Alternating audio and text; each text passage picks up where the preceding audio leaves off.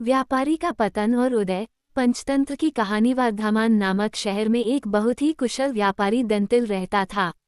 राजा को उसकी क्षमताओं के बारे में पता था, जिसके चलते राजा ने उसे राज्य का प्रशासक बना दिया।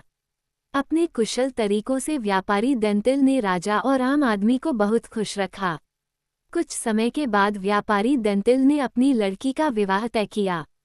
इस उपलक्ष्य में उसने एक बहुत बड़े भोज का आयोजन किया। इस भोज में उसने राज परिवार से लेकर प्रजा तक सभी को आमंत्रित किया। राजघराने का एक सेवक, जो महल में झाड़ू लगाता था, वह भी इस भोज में शामिल हुआ। मगर गलती से वह एक ऐसी कुर्सी पर बैठ गया जो केवल राज परिवार के लिए रखी हुई थी। सेवक को उस कुर्सी पर बैठा देखकर व्यापारी दंतिल को गुस्सा आ जाता है और वह सेवक को दुत्कार कर वह वहां से भगा देता है। सेवक को बड़ी शर्मिंदगी महसूस होती है और वह व्यापारी दंतिल को सबक सिखाने का प्रण लेता है। अगले ही दिन सेवक राजा के कक्ष में झाड़ू लगा रहा होता है। वह राजा को अर्धनिद्रा में देखकर बड़बड़ाना शुरू करता है। वह बोलता है, इस व्यापारी दंतिल की इतनी मजाल कि वह रानी के साथ दुर्व्यवहार करे।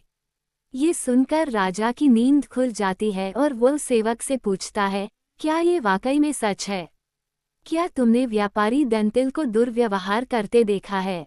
सेवक तुरंत राजा के चरण पकड़ता है और बोलता है, मुझे माफ कर दीजिए, मैं कल रात को सो नहीं पाया। मेरी नींद पूरी नहीं होने के कारण कुछ भी बड़बड़ा रहा था।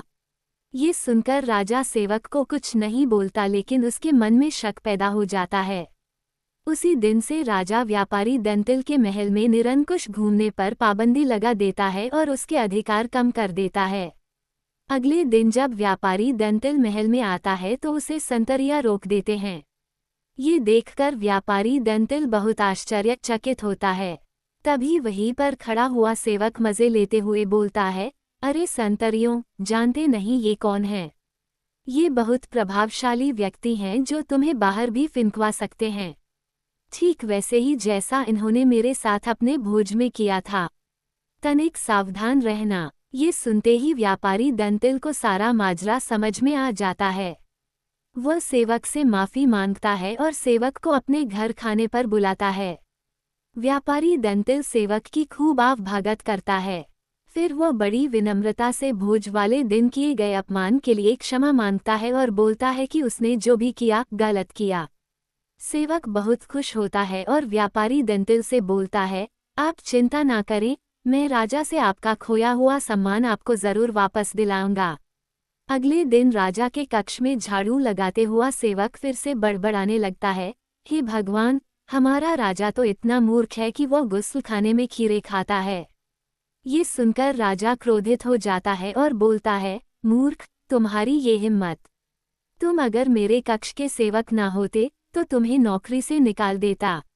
सेवक फिर राजा के चरणों में गिर जाता है और दोबारा कभी ना बड़बड़ाने की कसम खाता है।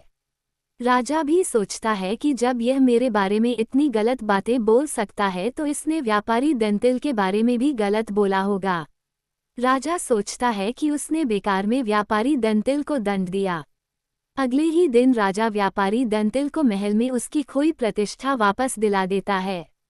सीख: व्यक्ति बड़ा हो या छोटा, हमें हर किसी के साथ समान भाव से ही पेश आना चाहिए।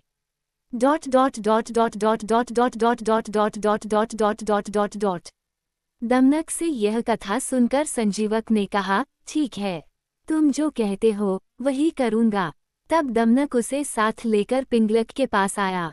बोला, महाराज, मैं संजीवक को ले आया हूँ। संजीवक ने भी पिंगलक को नमस्कार किया और पास ही बैठ गया। पिंगलक ने संजीवक बैल के ऊपर अपना दाहिना हाथ रखते हुए पूछा, आप इस वन में कहाँ से आए हैं? यहाँ कुशल से तो रहते हैं। संजीवक ने अपनी सारी कथा उसको सुना दी। पिंगलक ने उसकी कथा सुनकर उससे कहा कि तुम निडर होकर मेरे द्वारा सुरक्षित इस वन में विचरण करो। इसके बाद पिंगलक ने अपने जंगल का राजकाज नए मंत्रियों कर्टक और दमनक को सौंप दिया और खुद संजीवक के साथ आनंद से रहने लगा।